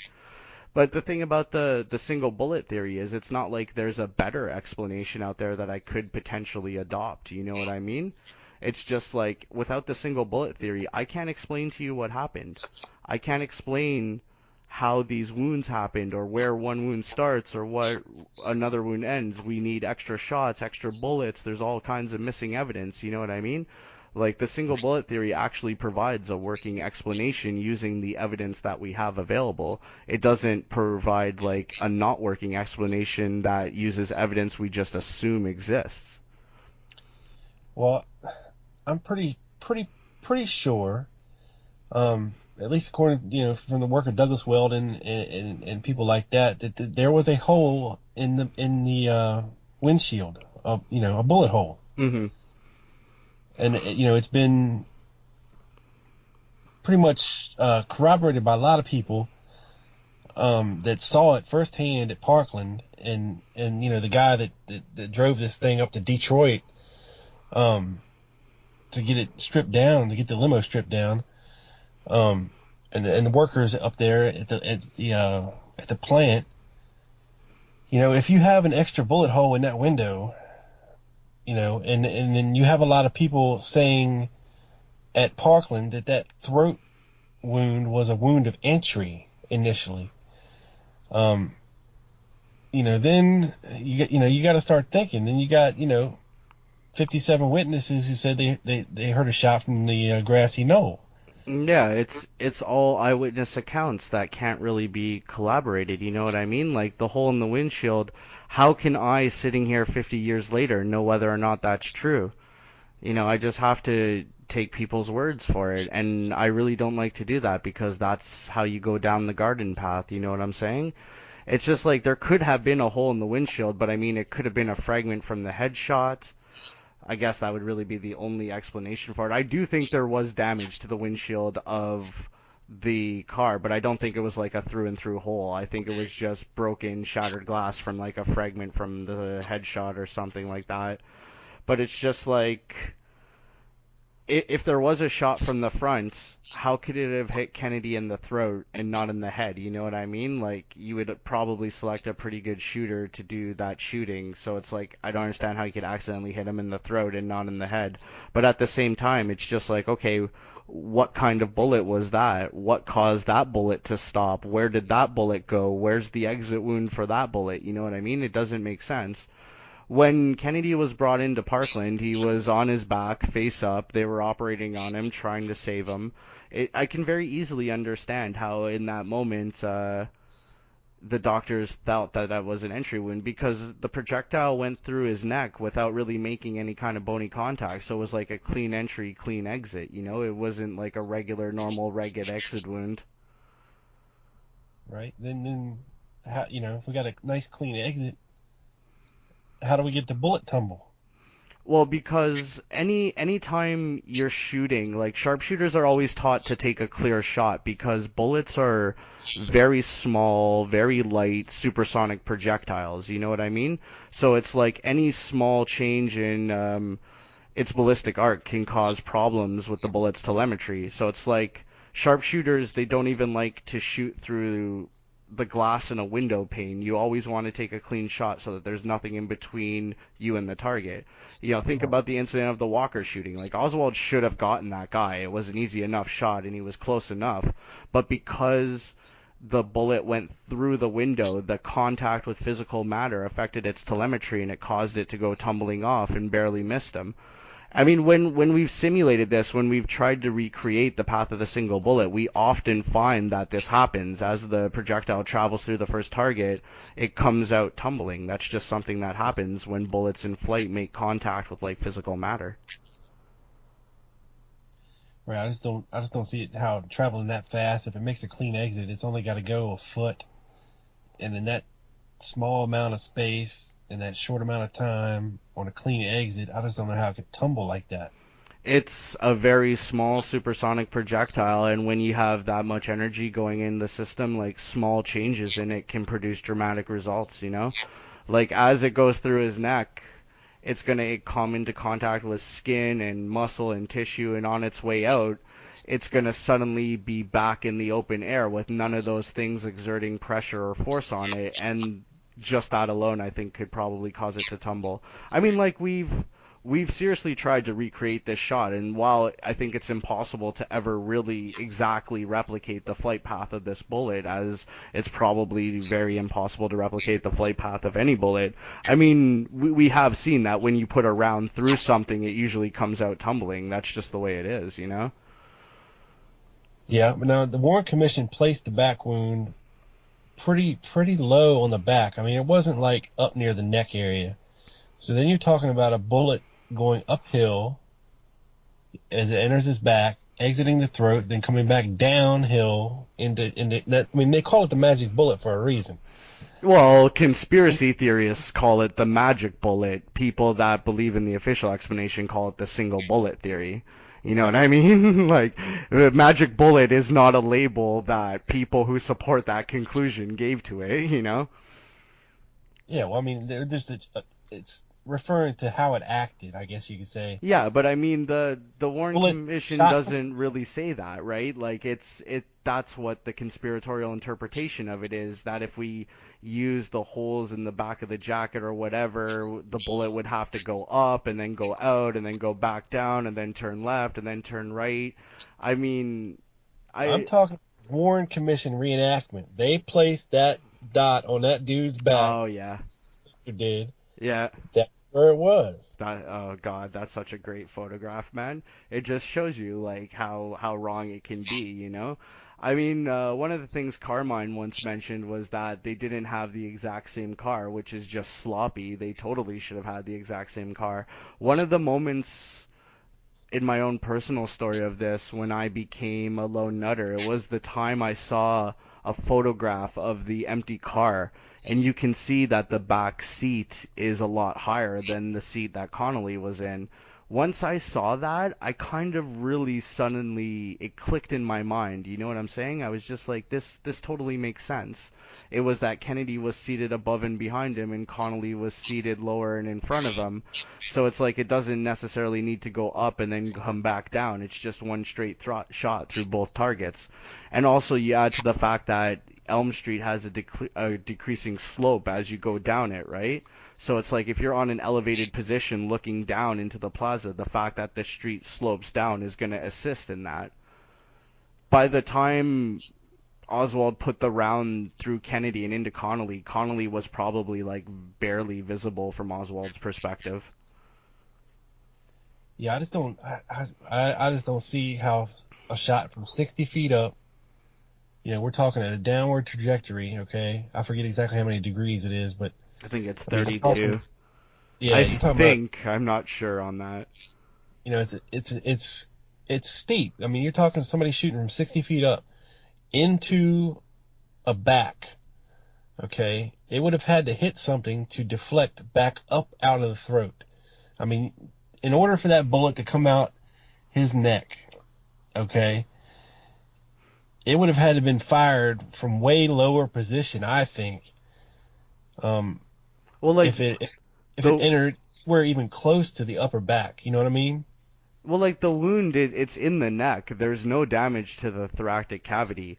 Like, if the wound was in the back and something caused that bullet to stop, there would have to be damage, right? There would have to be damage to, like, the internal organs, damage to the lungs, broken ribs or something, but there's none of that, you know what I mean? The pathologists who conducted the president's autopsy, they think that the missile fully transited his neck, and I mean, they're the experts, right? So it's like, if they think that that's what happened, why should I, a medical layman, doubt that? Well, I mean, maybe if they'd have been allowed to, you know, go into his neck and thoracic cavity and explore, maybe they would have found something different. But well, they definitely examined the thoracic cavity because they removed the internal organs, right? But it's like dissecting the track of the bullet wound, that probably would have required removing the president's head from the rest of his body. So I can reasonably understand why they would be very hesitant to do something like that. That's very extreme, you know what I mean? Maybe, but that's a whole nother issue. We'll get into evidence. But honestly, it's just when I look at it, I have to provide a working explanation for my own, like, understanding. You know, what happened here? How did this happen? How did these wounds get inflicted? With the single bullet theory, I feel I have a reliable, understandable way of explaining that. But if I reject the single bullet theory, I would just have to shrug my shoulders and say, honestly, I have no clue how to describe what I'm observing here. So, you know, how do you explain the reaction immediately after the shots of everybody rushing up the hill to the grassy knoll? Well, like, if you were, you know, when you look at the eyewitness accounts from Dealey Plaza, you pretty much see what you would expect to see, right? Like, a bunch of people witnessed this sudden and unexpected event, and their accounts differ. You know, I mean... Yeah, but everybody was rushing for that knoll. It wasn't. Yeah, but you know, all it takes is like one or two people to start rushing up there. Hey, those people are running over there. What's going on? Let's go see. And then more people start going. And then more people.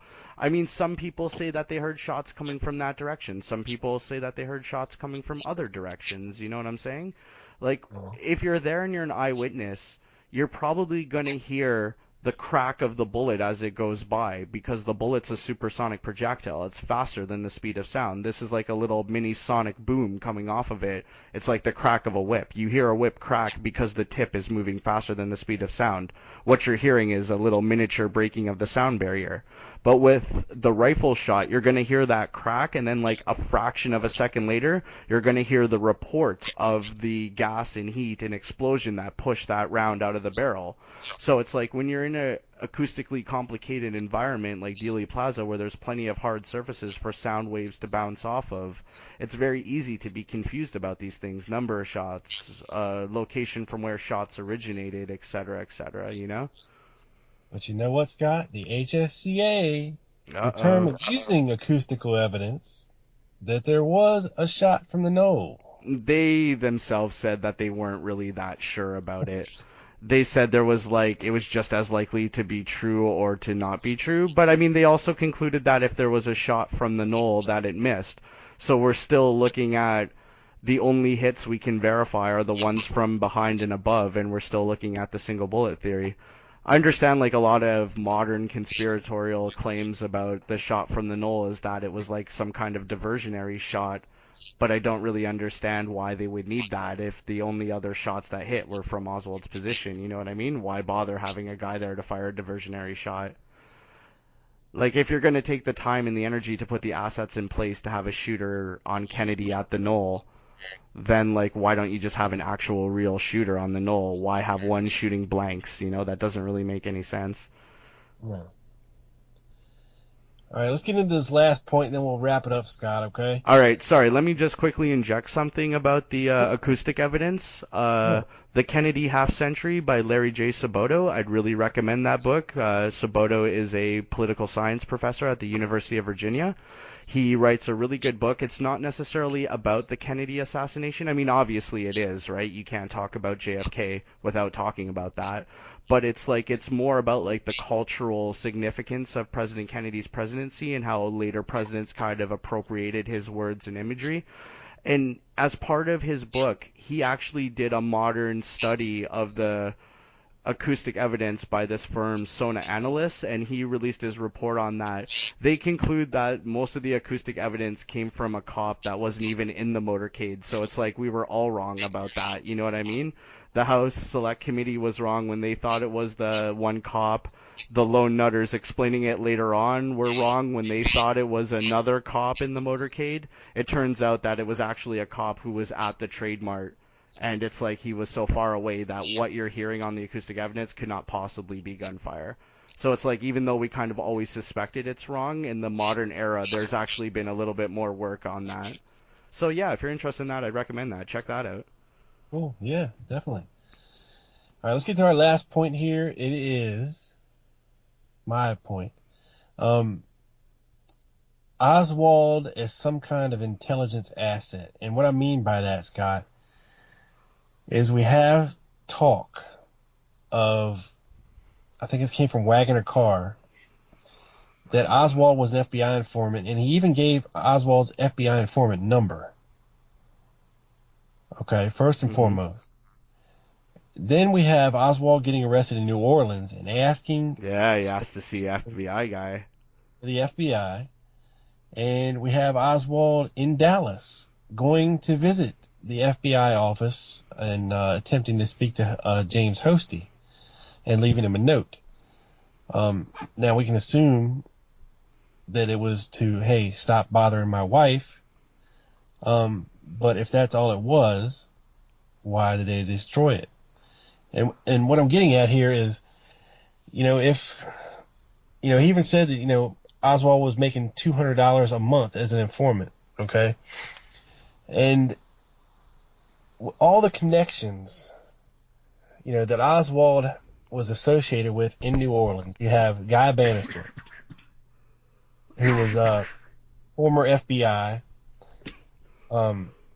David Ferry has CIA connections. Clay Shaw had CIA connections. Jack Martin had CIA connections. Thomas Beckham asserted he had CIA connections.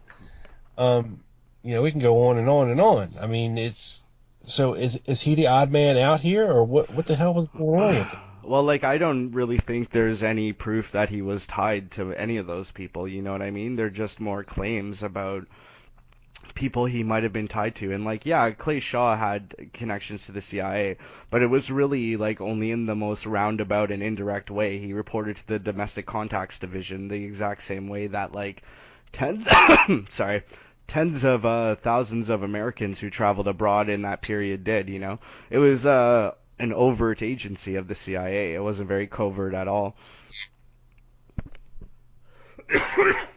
Sorry, dude, I got a bit of a cough. I know. Mm-hmm. But yeah, I mean, then they hit it pretty well during the Garrison investigation with, as any of his ties to the CIA. And then, of course, it came out later on that, he did have ties, and ties are ties. Mm-hmm. And he was in a position, he was the head of the Trade Mart. He traveled a lot. He would have been... He would have been a good asset to report to the CIA Domestic Contacts Division, eh? Exactly. Yeah, there you go. I mean, it's just I don't really know how to phrase it. It's just why would we ever assume that Lee Harvey Oswald was anything other than what we thought he was? Harold Weisberg is a much revered figure in Kennedy assassination conspiracy theorist culture. And this guy had a ridiculous collection of all kinds of stuff, and people would often, in the age before the internet, they would often make pilgrimages to his home to talk to him and to share their ideas and stuff. Before that guy died, he said that after all these, I'm kind of paraphrasing, I don't know his exact quote, he said that after all these years, it's tempting to conclude that Oswald was working for somebody, but if he ever actually was, there's no record of that. And if he ever received any payment for working for somebody, there's no record of that either. I mean, at some point or another, Buddy would have had to have gotten a paycheck, right? So it's where's the record of any of this? If he made any money, if he was making $200 a month or whatever, being an FBI informant, where's that money? What happened to it? Where did it go? What did he spend it on? It's just other than these claims, there isn't really all that much to go on that he was connected to anybody. I mean, that's a pretty specific claim, for a DA of Texas to make, wagon her car. I think he was the state's attorney general or something like that. He would. Well, it's like, do we have that document that he claims to have seen where FBI, like Lee Harvey Oswald, is listed by name and he has like an FBI agent number or informant number or anything like that? I haven't seen it. Yeah, neither have I. But if there is one, I doubt we ever would see it. Well, it's like, how did he see it then? Was the FBI like, oh, hey, by the way, a district attorney here, take a look at this. Oh, wait, we probably shouldn't have shown you that. Okay, never mind. We got to destroy this thing now, I mean, it's just claims, It's claim after claim after claim, and it's just like it's not really, I feel like, my responsibility so much to refute claims as to provide an argument for why I believe the ones that I do. In the end, it doesn't really matter what you actually believe. What matters is why you believe it. Do you believe things for good reasons or do you believe them for bad reasons? Right, and that's a good way to put it. And I think that's what it all boils down to. I guess I have a more skeptical mindset. I guess when it comes to believing authority and believing everything that what somebody tells me, I like to check it out for myself, see what dig up what I can find, and it's not just with the JFK assassination either. It's other things too, like you were referring to earlier. But I think that's what it all boils down to is, where you are on your personal journey of trying to figure this thing out. It's just a hobby. You know what I mean? Yeah. It's just, well, like for a lot of people, it's way, way more personally involved than just a hobby. You know what I mean? Like I'll always remember the end of Oliver Stone's JFK. It's such a great, emotional, dramatic moment when Kevin Costner as Jim Garrison, he's given this closing argument and he goes, we're all Hamlets in this country, children of a slain father whose killers still inherit the throne. It's like I think a lot of people kind of do see themselves that way. You know what I mean? A lot of people are on this crusade for justice for their murdered father, Yeah. I mean, and a lot of people view it as, the start of the bad days, when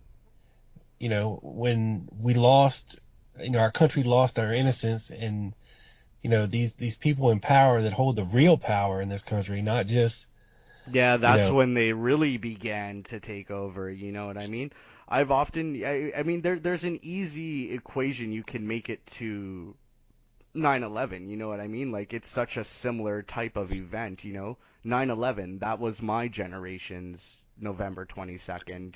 Right. My generation got to experience some crazy event like that. And it's just like the 1960s were a much more simpler time. It was a time when nobody thought twice about the president making a public appearance in a major metropolitan area in a parade with a convertible, and the parade route is published like days in advance. Nobody thought, hey, this is a ridiculous, dangerous thing to do. Nobody thought, hey, sending guns across state lines to people who haven't even provided a photo ID, there's nothing ridiculously dangerous about that.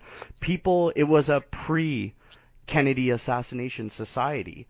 And in that society, they did not have the example of the Kennedy assassination to point to and say, okay, that's why we can't do things like that anymore, because stuff like that can happen, you know what I mean? A pre-9/11 society didn't have 9/11 to point to and be like, hey, look, we got to change the way we do things, because if we keep doing them the way we're doing them, stuff like this can happen,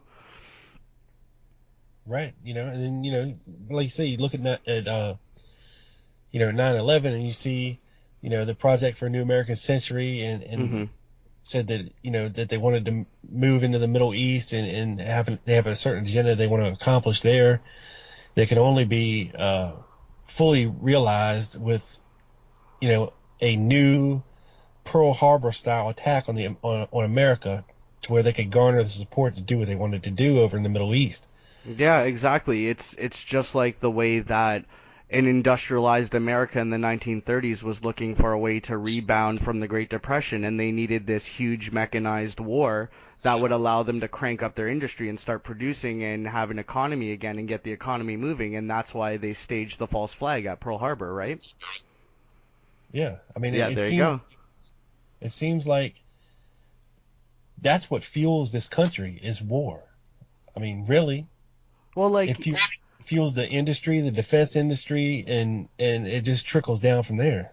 Yeah, this is like a well-documented historical phenomenon, you know what I mean? During the modern era, we lived during the Pax Americana, the American peace, the time when America was this super strong international player that could secure the stability of the international system. But, you know, you go back into history and you see other examples of this. Before the Pax Americana, there was the Pax Britannica, and it was a very similar kind of thing, you know, this super powerful militarized country kind of establishing order in the international system. And then you go back even further in history, and before that it was the Pax Romana when it was the Roman Empire, you know what I mean?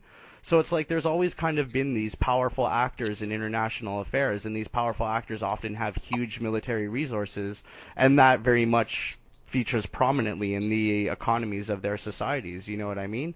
But whether it actually ends up producing events like a Pearl Harbor or a 9/11 that are done purposely for sinister reasons, that's like wherein you find the conspiracy theories and alternative explanations for history.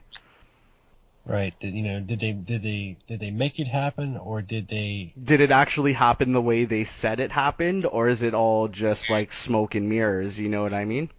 Or did they just get lucky and take advantage of a situation that presented itself to further their agenda? Yeah. And I mean, you know, one of the things that I think people don't really stop to think about is like how the stuff we believe in, how does that fit into what we already know about the nature of reality? You know what I mean? Like, take away the sensationalist aspect of who it was that got killed and tell me the story of what happened on November 22nd. You know what I mean?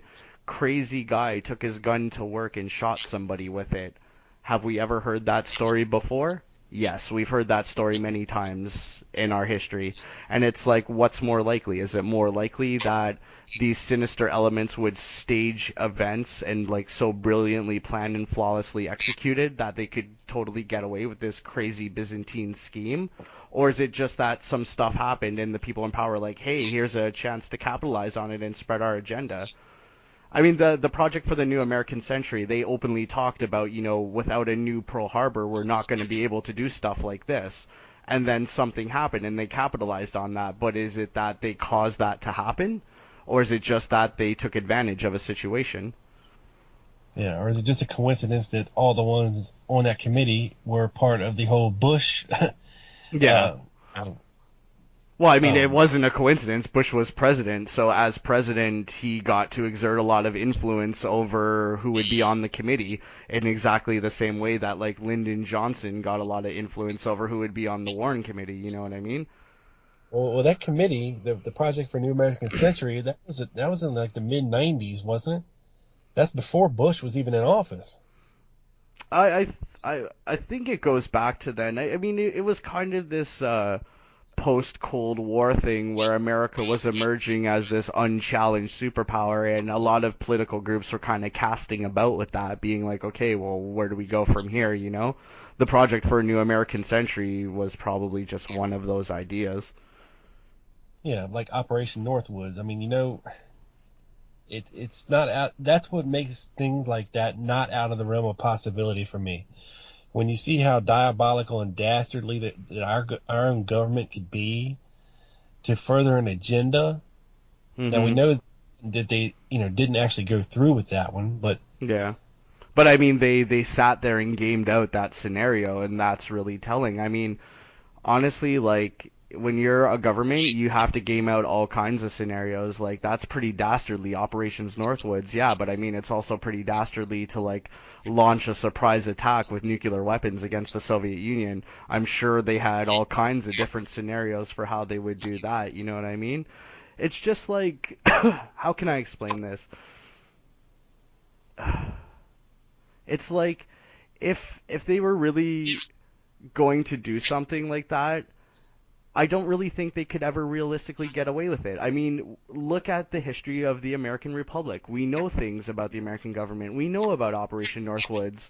The American government couldn't cover up its involvement at the Bay of Pigs. It couldn't cover up its involvement in these ridiculous Looney Tunes tag team mafia plots to get Castro, exploding cigars, poison pens, poison clamshells, poison diving suits. They couldn't cover up their involvement with illegal weapons deals with Iran. They couldn't cover up their illegal support of the Nicaraguan Contras. Bill Clinton couldn't cover up cheating on his wife. You know what I mean? It's like, how could they possibly have covered up something so intricate and elaborate as this? It strains credulity. That's a very good point. And a good point to end on, because you know what, Scott, as much as we come from a different mindset, I do enjoy talking to you, and I do enjoy hearing about these a different point of view on different aspects of the assassination. Even though we come at it from two different sides, we see it two different ways through two different lenses. I can appreciate where you're coming from, because hearing you form your opinions and how you get to where you are, I understand it a lot more than I did before we actually had this conversation. Yeah, I'm all for having discussions about stuff, like it's important to discuss the things you believe, but perhaps even more importantly, why you believe them. It's good fun, dude. I really enjoy your podcast. I enjoy listening to it. I recommend it to everybody. You should listen to the Lone Gunman podcast with your boy, Rob Clark. It's good stuff.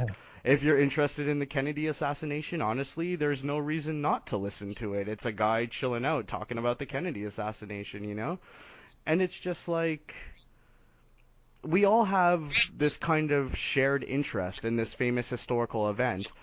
And within the context of that, you will find people that are all over the spectrum, people that are on the right, people that are on the left, people that are conspiracy theorists, people that are lone nutters, people that are varying shades and degrees of that sort of thing, you know what I mean? So it's like, whenever you talk to somebody, I think I really like history, because history, it's the story about how we collectively made this journey from like ignorance to knowledge, from immaturity to maturity, and it kind of like mirrors what happens in our own personal lives. In our own personal lives, we too make a journey from like immaturity to maturity, from ignorance to knowledge, and along the way there's all these kind of bumps and detours and stuff, and it's like, history can be a very intimate and personal thing, and when you're talking to somebody who's a real nerd for this stuff, their particular passions and convictions show, and it's always a really interesting discussion. Oh, most definitely, and I really appreciate you coming on, man. I was, when I called out for Lone Nutters before to come on the show, I mean, and like you just said, there's varying degrees, and I was expecting, a David Von Peen approach, or these people just get nasty for no reason. And then, when you ask for, where they're coming from, they just, it's just an attack, a personal attack. And, they just don't explain it as well as you did.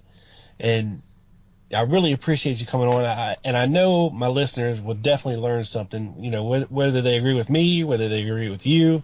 I don't think very many of them will agree with me. You never know. You never know. I've seen it happen. I've seen people start out as conspiracy theorists and end up lone nutters, and I mean, that's my own personal experience, and I'm sure that's been the experience of a lot of lone nutters. Yeah, I mean, that's Steve Rowe. I mean, Fred James is a recent convert, and I'm sure a lot of other people are too, because there gets to a point, in your research and looking at this case to where you got to make a decision and come down on one side or the other. And, we're all at different points in this journey, and, where we're getting to, and knowledge only helps. Yeah. Yeah, definitely. I mean, if you really want to own your convictions and you really want to put your beliefs to the test, you don't sit there talking to people who already agree with you. You know what I mean? You go out and find somebody that does not agree with you. Because you know what? They're going to show you, okay, here's all the weak points, you know? Here's all the places where objections and criticisms can be made. And in doing that, you really get a good critical evaluation of your own thoughts and beliefs about stuff. I think that's probably one of the reasons why I like talking to conspiracy theorists, because they don't share my opinions, and I want to be like, okay, you know what, dude, tell me about why this is wrong. Tell me about where the weak points in this is, because I want to make sure that the things that I believe are actually an accurate reflection of reality, you know, and not just what I want to believe. Right, right.